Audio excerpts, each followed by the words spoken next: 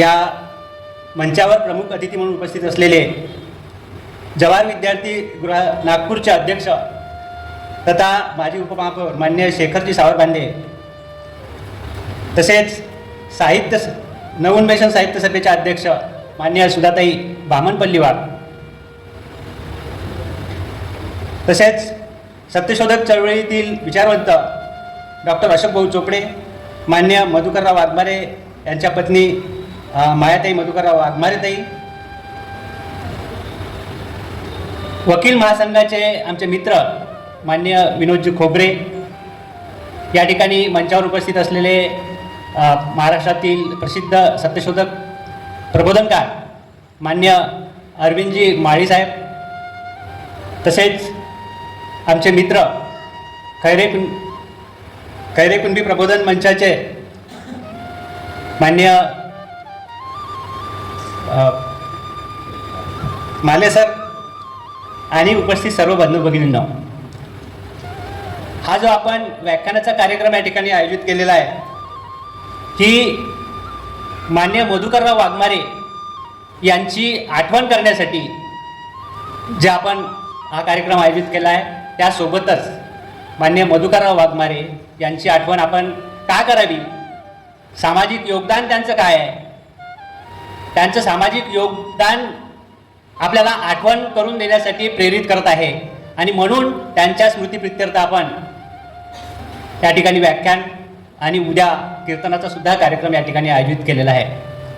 आणि म्हणूनच त्यांची आठवण करत असताना त्यांनी काय आपल्यासाठी योगदान राहिलेलं आहे समाजासाठी, त्याची देखील आपल्याला आठवण झाली पाहिजे, या उद्देशाने आम्ही त्यांच्या स्मृतीप्रित्यर्थ हा कार्यक्रम आयोजित करतो आहे. त्यांच्या एकूण जे कार्य आहे सामाजिक चळवळीमध्ये काम करत असताना 1990च्या दरम्यान जो मंडल चळवळीचा जो प्रभाव निर्माण झाला आणि त्यातून मधुकरराव वाघमारेंसारखं व्यक्तिमत्व आपल्या समाजासाठी झुंजारपणे लढत राहिलं, ते त्यांच्या एकूण जीवनाच्या अंतापर्यंत आपल्याला लढताना दिसते आणि म्हणून त्यांची आठवण आपण करतो आहे. त्याच्या कार्यांचं वैशिष्ट्य आपल्या लक्षात येईल की त्यांनी केवळ आंदोलन, मोर्चे या स्वरूपाचं काम केलेलं नाही आहे. आपल्याला असं दिसते की त्यांनी लेखन करण्यापासून, निवेदनं देण्यापासून, मोर्चे काढण्यापासून अनेक प्रकारचे अधिवेशनं ओबीसीच्या प्रश्नांच्या संदर्भात आपल्याला केलेले त्यांनी दिसतात. आणि त्यांचं महत्त्वाचं वैशिष्ट्यपूर्ण काम आपल्याला पुढे जाऊन दिसते की त्यांनी अंध, अपंग,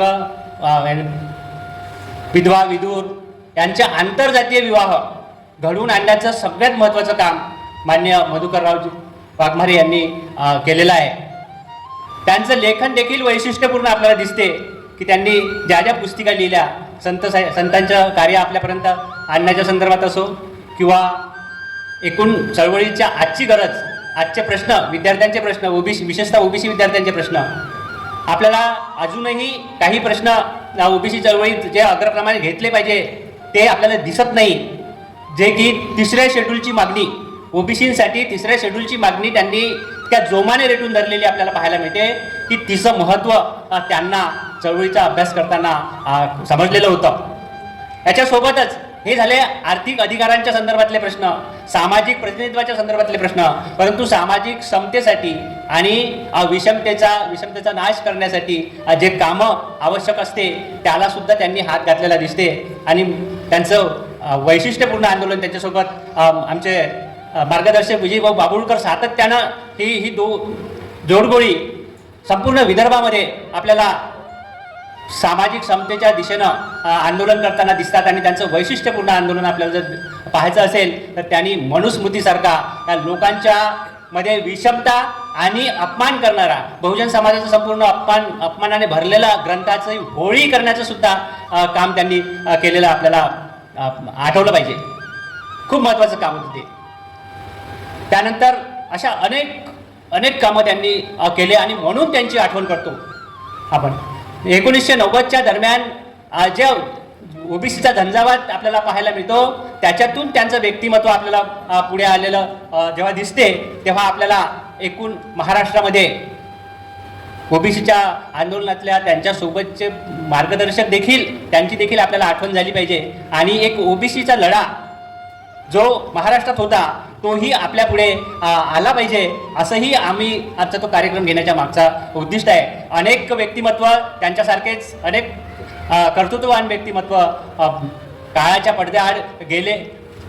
काही अजूनही कार्यरत आहेत, वयाच्या 70-80च्या पुढे गेलेले असले तरी कार्यरत असताना दिसते. त्याची देखील उजळणी आपल्यासमोर असली पाहिजे, त्यांची देखील आठवण आपण केली पाहिजे. म्हणूनही माननीय मधुकरराव वाघमारे हे मंडल लढ्याचे, ओबीसी लढ्याचे प्रतिनिधी म्हणून आपण त्यांचा कार्यक्रम आयोजित करत आहोत. मंडल आयोगाच्या चळवळीत सगळ्यात मोठं योगदान, खूप मोठं योगदान महाराष्ट्रामध्ये जे राहिलं आहे, त्यांच्या नावाचे आपण पुसटसा उल्लेख, आपण ज्यांचा नावाचा उल्लेख करणं आवश्यक आहे. त्यामध्ये डॉक्टर बाबा आढाव नुकतेच आपल्यामधून गेले आहे. डॉक्टर बाबा आढावांनी पूर्ण महाराष्ट्रभर विविध ठिकाणी शिबिरं घेतले आणि त्याच्यातून हे सगळा प्रवाह आपल्याला विजयभाऊ बाभुळकर सारखे व्यक्तिमत्व, त्याच्यानंतर मधुकरराव वाघमारे यांच्यासारखे व्यक्तिमत्व आणि अनेक व्यक्तिमत्व आपल्याला पाहायला मिळते. वर्ध्यातले आमचे डॉक्टर चोपडे सर आणि त्यांच्यासोबत मी, अनुज, कपिल, राजू कळसाई असे अनेक लोक, सविता घोडे यासारखे लोक त्या चळवळीतून तयार झाले. असंच डॉक्टर बाबा आढावांसारखंच काम विदर्भात डॉक्टर माननीय नागेश चौधरी यांनी सुद्धा मोठ्या प्रमाणात केलं. या सगळ्यांची आठवण मी याच्यासाठी करतो की ओबीसीची चळवळ आजच्या घडीला ओबीसीचे प्रश्न घेऊन कार्यरत असताना जुन्या लोकांनी काय केलं, एक पिढी किती ताकदीनं खपली आणि त्यातून जे आपल्यापर्यंत पुढे सामाजिक चिंतन आलेलं आहे त्याची आठवण जर आपल्याला करता आली नाही तर योग्य दिशेने आपल्याला चळवळीमध्ये पुढे जाता येणार नाही. म्हणून मी मुद्दाम सगळ्या नावांचा उल्लेख या ठिकाणी भूमिका मांडत असताना करतो.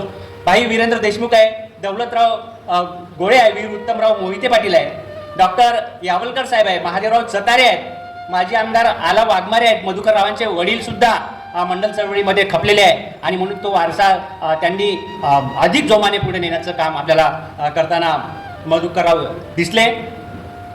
त्याच्यानंतर मोतीरामजी पावडे आहे, कुमुदताई पावडे, एकनाथराव साळवे, विमलाताई देशमुख, डॉक्टर शंकरराव चोखारे, शेट्टी गुरुजी, जनार्दन पाटलांची यावेळी प्रामुख्याने आपण आठवण केली पाहिजे. कारण जनार्दन पाटलांनी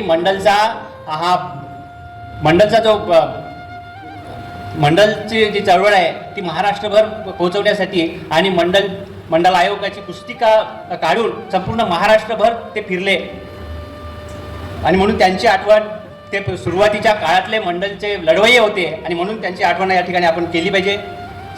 शेटे गुरुजी आहे, कॉम्रेड शरद पाटील आहे, भाई ND पाटील आहेत, दिबा पाटील आहेत, कृष्णकांत दादा कुदळे, श्रावण देवरे, सरोज कांबळे, किशोर ढमाले, प्रतिमा परदेशी, गोना चौधरी, वसंतराव कर्डिले, भाई देवराव भाऊ इटनकर, ज्योती कोटमकर, कॉम्रेड गोविंद पानसरे, गेल आंबवे, भारत पाटणकर, नाशिकराव तिरपडे, मिर्झापुरे मामा, प्राध्यापक यावा वडसकर, मान्य सुरटकर साहेब, सुधाकर मोहोळ, प्राध्यापक उखळकर, प्राध्यापक अरविंद बोंद्रे, नारायणराव चव्हाण, प्राध्यापक doctor Bhau Lokhande, doctor चरडे, doctor Krishna Kamble, Vijayrao दादा मेटकर यांच्या नेतृत्वात आपल्याला महाराष्ट्रामध्ये मंडलची चळवळ पुढे जाताना दिसते.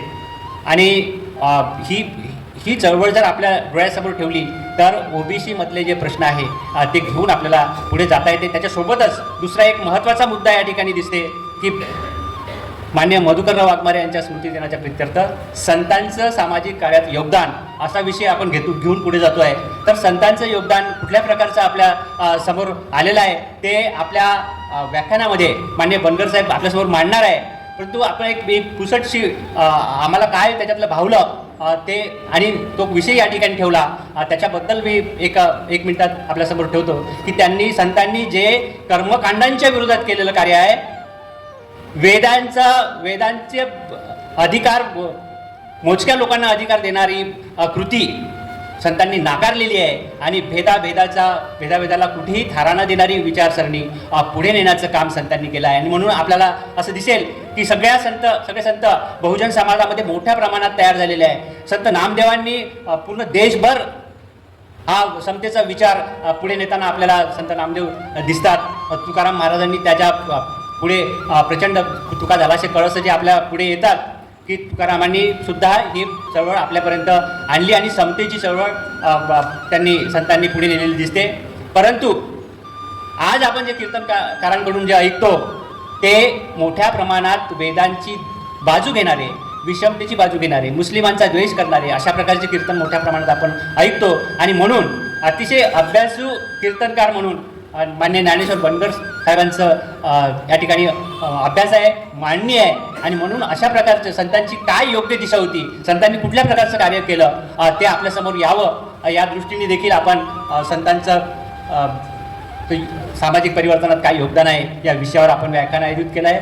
त्याच्यानंतर कीर्तनाचा प्रकार हा प्रबोधनाचा प्रभावी प्रकार म्हणून पुढे म्हणजे संपूर्ण महाराष्ट्रभरात प्रसिद्ध आहे. त्याच्यासोबतच आणखी एक मुद्दा, एक शेवटला मुद्दा तुमच्यासमोर ठेवतो भूमिका म्हणून.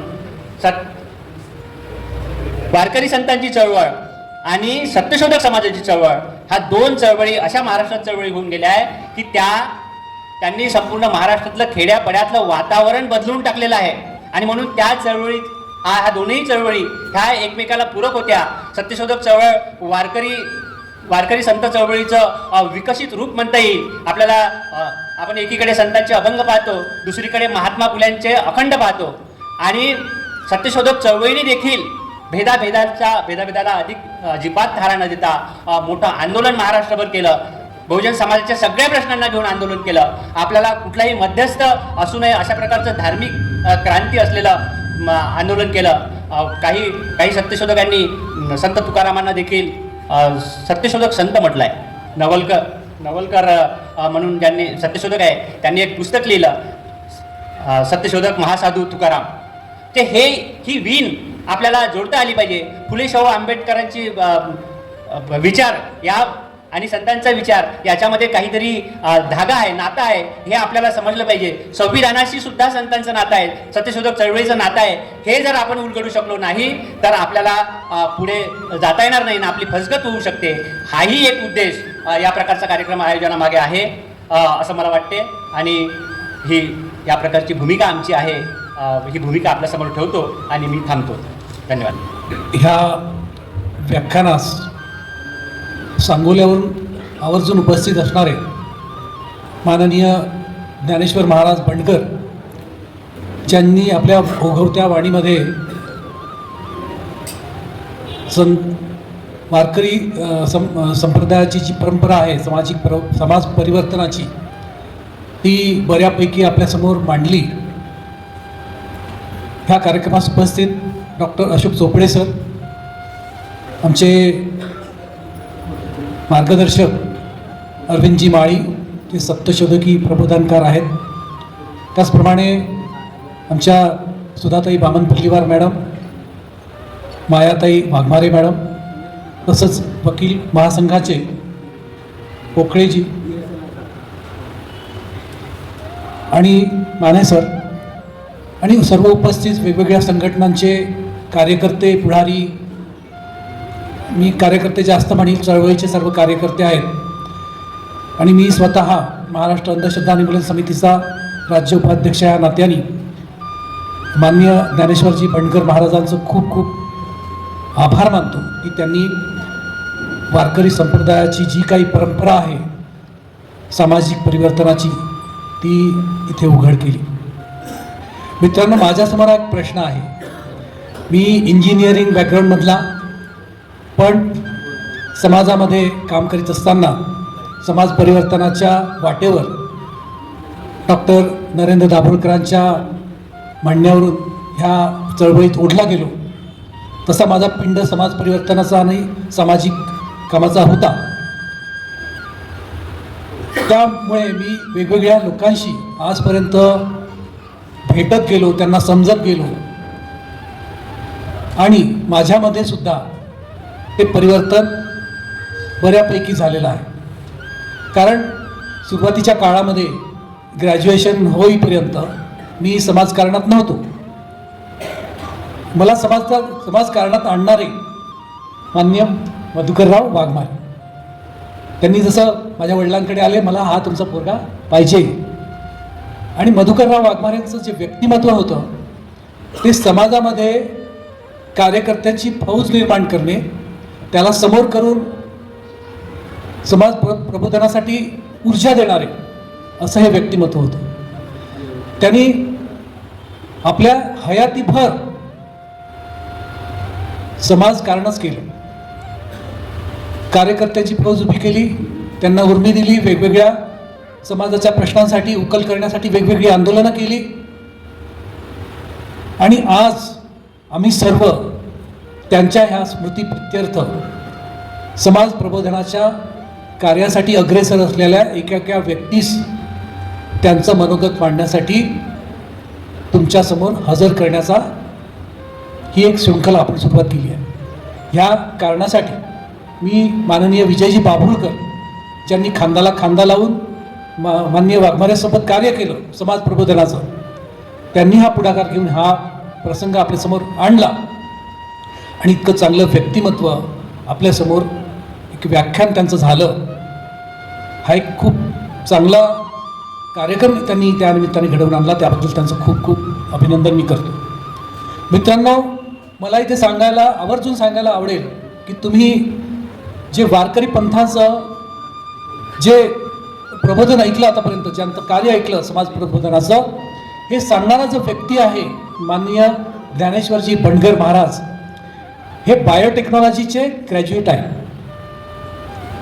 म्हणजे बायोटेक्नॉलॉजीचा ग्रॅज्युएशन असणारा व्यक्ती आपल्याला 6व्या शतकापासून तर 19व्या शतकापर्यंत जी समाज प्रबोधनाची शृंखला वारकरी पंथाची होती आणि त्यानिमित्तानं त्या प्रथेमध्ये जे संत इथे समाज परिवर्तन ज्यांनी घडवून आणलं ते सांगणारे बायोटेक्नॉलॉजीचे ग्रॅज्युएट आहेत. मला खूप अभिमान आहे, कारण बायोटेक्नॉलॉजीची ग्रॅज्युएशन असलेली माझी मुलगीसुद्धा आहे आणि ती आता रिसर्च सायंटिस्ट म्हणून आहे. तर सांगायचं तात्पर्य आहे की अशा तरुणांनी जर ही जी आपली समाज परिवर्तनाची परंपरा आहे ती वैज्ञानिक दृष्टिकोनानं सांगण्याची उर्मी बाळगली, म्हणून आजच्या ह्या वक्त्याचं आपण टाळ्या वाजून स्वागत केलं पाहिजे. मित्रांनो, या प्रसंगी मलाही एक गोष्ट आठवली. माझे वडील नेहमी सांगायचे तुकोबांची एक कथा, की तुकोबांना कोणत्या तरी देवस्थानामध्ये किंवा कोणत्या वारीसाठी किंवा कोणत्या एका तीर्थक्षेत्री जाण्यासाठी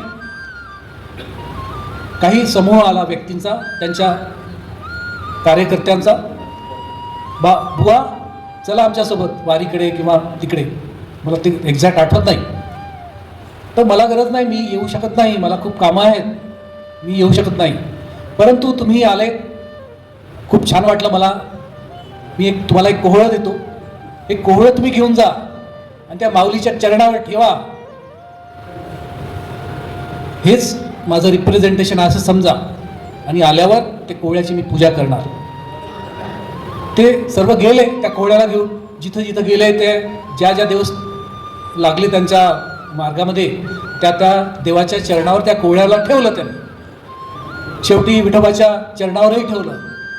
आणि नंतर जेव्हा ते लोक परत आले तेव्हा ते कोहळं त्यांनी तुकारामांना अर्पण केलं. बुवा तुम्ही सांगितल्याप्रमाणे आम्ही केलं, हे पवित्र झालेलं कोहळं आपण ग्रहण करावं. ठीक आहे, तुकोबांनी हात जोडले त्या कोहळ्याला, नतमस्तक झाले आणि म्हणाले, हे पवित्र झालेलं कोहळं आपण याचा प्रसाद करूया. माऊलीला सांगितलं की छानपैकी ह्या सर्वांसाठी जेवण तयार कर आणि ह्या कोहळ्याचं एक पदार्थ तयार कर. केला. माऊलींनी सर्व छान सुग्रासन्न तयार केलं आणि सर्वांना जेवायला पंक्तीमध्ये बसवलं. सगळ्यांना तो पदार्थ वाढला कोहळ्याचा, महाराजांनाही वाढला, तुकोबांना. पण घ्या, सर्वांना तो प्रसाद ग्रहण करण्यासाठी सर्वांना त्यांनी आमंत्रण केलं. एक घास घेतल्याबरोबर सर्व भक्तांनी तोंड कडूमडू करून टाकलं. पण तुकोबा महाराज मात्र निमूटपणे ते खात होते. ते सर्व लोक थांबले. बुवाकडे प्रश्नार्थक चिन्हांनी ते पाहायला लागले बुवा निमूटपणे जेवत होते. सर्वांना आश्चर्य वाटलं, कारण ते कोहळं ज्याचा तो पदार्थ केला होता, तो पदार्थ अत्यंत कडू होता, पण तुकोबा मात्र निमूटपणे ते खात होते. तर मित्रांनो, त्या लोकांनी त्यांना मग प्रश्न विचारला. बुवा म्हणाले, बुवा हे कोहळं इतकं कडू आहे, तुम्ही निमूटपणे खात आहात? हो, तुम्ही नेलं त्याला, तीर्थाची वारी करून आणली, एवढं पवित्र झालेलं कोहळं मी खात आहे, प्रसाद आहे तो.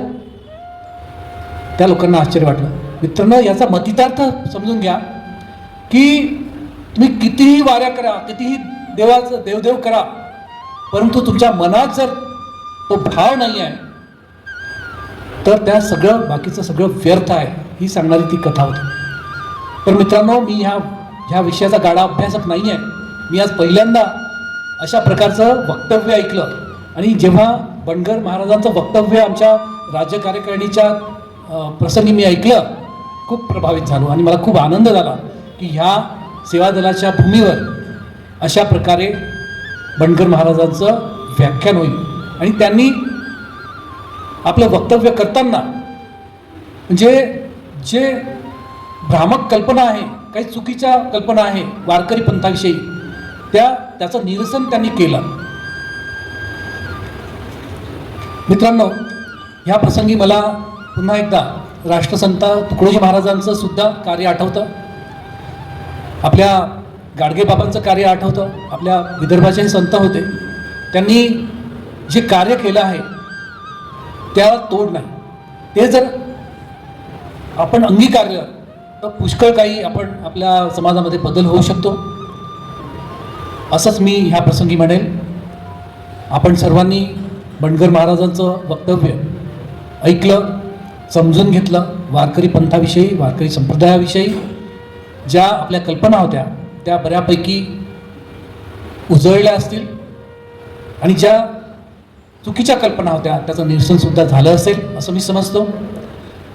आयोजकांनी हा जो कार्यक्रम इथे घडवून आणला त्याबद्दल त्यांचं खूप खूप अभिनंदन करतो आणि थांबतो. धन्यवाद. या मान्य मधुकरराव वाघमारे स्मृती प्रित्यर्थ आयोजित या हरिभक्त परायण ज्ञानेश्वर महाराज बंडगर यांच्या या व्याख्यानाच्या निमित्तानं, कीर्तन उद्या आहे महाराजांचं, निमित्तानं या आयोजित कार्यक्रमाचे माननीय अध्यक्ष इंजिनियर संजय शेंडे सर, जे ह्या सेवादायी शिक्षण संस्थेचे अध्यक्ष आहेत, आणि महत्त्वाची गोष्ट म्हणजे महाराष्ट्र अंधश्रद्धा निर्मूलन समितीच्या राज्य उपाध्यक्ष आहेत.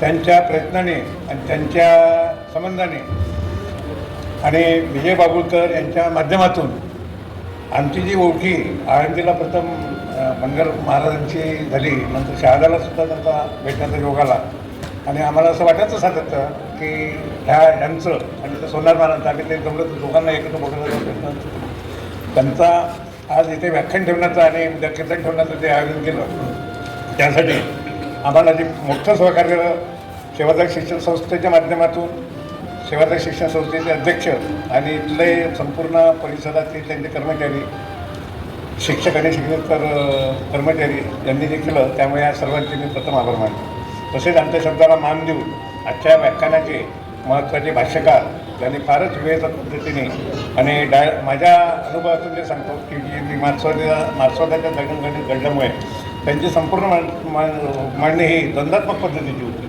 आणि हे डायरेक्टिस समजून घेणं आणि त्याचा उलगडा करणं, आणि हे डायरेक्टिस काही कारणार्थी सांगितलं असं नाही, ते आपल्या संत परंपरेत होतो, त्यांनी सिद्ध परंपरेतून सांगितलं, आणि ही मांडणी आपल्यासमोर आली.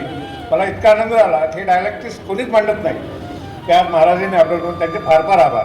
कारण की इथे ह्या डाव्या चळवळीतले बरेच जण इथे उपस्थित आहेत, आणि डायलेक्टिक्स समजलं की तुमचा उलगडा फार सोपा होतो. हा माझा स्वतः अनुभव आहे. अध्ययनशैली सुधारते, कार्यकर्त्याचं काम करण्याची पद्धत सुधारते. हा सगळ्या अनुभवासाठी आम्ही बंडगर साहेबांचे विशेष आभार मानतो, आणि त्यांनी पुढे आम्ही जेव्हा बोलू त्यांनी आम्हाला वेळ आणि संधी द्यावी अशी मी त्यांना त्या प्रसंगी विनंती करतो.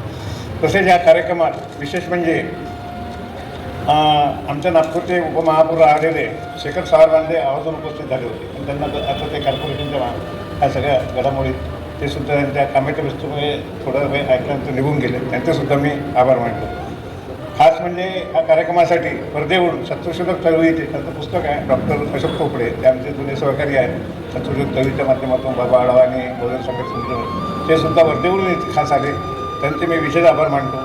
आमचे मार्गदर्शक सत्वशोधक चळवळीचे अरविंद माळी सर, हे सुद्धा इथे विशेष उपस्थित झाले आणि त्यांचे आम्ही शिबिर लावत असतो. माळी सर आमचे शिबिर घेतात सत्वशोधक इथं, त्यांचे मी आभार मानतो. त्यानंतर हेमराज महाराज हे नागपूर सत्वशोधक समाजाचे अध्यक्ष आहेत, ते सुद्धा इथे उपस्थित झाले. तसेच ॲडव्होकेट विनोद खोबरे हे विशेषतः म्हणजे कुंभार समाजाच्या कामासोबतच ते ओबीसींच्या अधिकाराच्या कायदेविषयक जबाबदारीचं एक विंग सांभाळतात आणि त्यांना मार्गदर्शन करतात, त्यांचे मी विशेष आभार मानतो.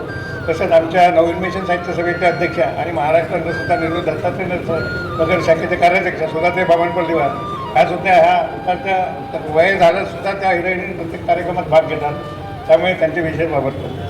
आणि सर्वात महत्त्वाचं म्हणजे ज्या मधुकरराव वाघमारे स्मृती प्रित्यर्थ आपण हे व्याख्यान आयोजित केलेलं आहे, त्या आमच्या बहिणी मायात्या वाघमारे ह्या विशेष रूपाने इथे एक वाघमारे कुटुंबाचं प्रतिनिधित्व म्हणून ह्या मंचावर उपस्थित आहे, त्यांचे मी विशेष आभार मानतो. ह्या कार्यक्रमाचं अगदी सुलभित असं चांगलं संचालन आमचे सहकारी सत्वशोधक अनुज उलके यांनी केलं, त्यामुळे त्यांचे विशेष आभार. तसेच प्रास्ताविकात आपल्या सत्वशोधिकीय दृष्टिकोन म्हणजे डायरेक्टिकल दृष्टिकोनातून बाबा आंबेडकर यांनी जी भूमिका आणि प्रास्ताविक मांडलं, त्यांचंसुद्धा आभार. तसेच ह्या समोरच्या लोकांमध्ये फार नागपुरातील चळवळीतील आणि एकंदरीत संत चळवळीतील, विशेष डाव्या चळवळीतील, पुरोगामी चळवळीतील सर्व महत्त्वाचे महान मोठे मोठे लोक उपस्थित आहे. आता नाव घेतलं सर्वच घ्यावं लागेल. सर्व मान्यवरांचं मी आभार मानतो आणि आजच्या कार्यक्रमाला विशेषतः बहुजन समाजातील लोक खूप जास्त संख्येने उपस्थित आहेत, त्याचा मला फार आनंद होतो. मी सर्वांचे विशेष अभिनंदन करतो आणि आभार मानतो आणि आजचा व्याख्यानाचा कार्यक्रम संपलेला आहे असं जाहीर करतो. उद्या ह्याच ठिकाणी कीर्तन. नमस्कार दोस्तों, हमारे न्यूज़ चैनल न्यूज़ इंडिया को लाइक कीजिए, शेयर कीजिए, अनसब्सक्राइब कीजिए. हम मिलेंगे फिर. धन्यवाद.